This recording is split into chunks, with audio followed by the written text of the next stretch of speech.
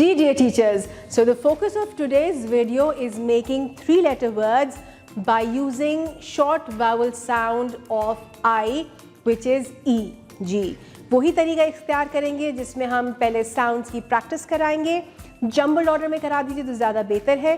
Sound practice के बाद हम 2 साउंड्स को आपस में जोड़ देंगे. यहाँ पे हमारे पास इनिशियल साउंड जो है वो शॉर्ट वावल आई का होना चाहिए, विच इज़ ई. ई के साथ आपने डिफरेंट साउंड्स को आगे जोड़ना है और उनको 2-letter वर्ड्स की कंस्ट्रक्शन बतानी है. उसके साथ फिर आप मज़ीद साउंड्स यानी मज़ीद कॉन्सोनेंट्स के साउंड्स जोड़ते जाएंगे और बच्चों को 3-letter वर्ड्स पे फोकस कराते जाएंगे. और जब आप फोकस कराएंगे तो इसके साथ साथ जो पिक्चर क्लूज मौजूद हैं उस पे भी बच्चों का ध्यान ज़रूर डालिएगा, so that they understand the word they are making.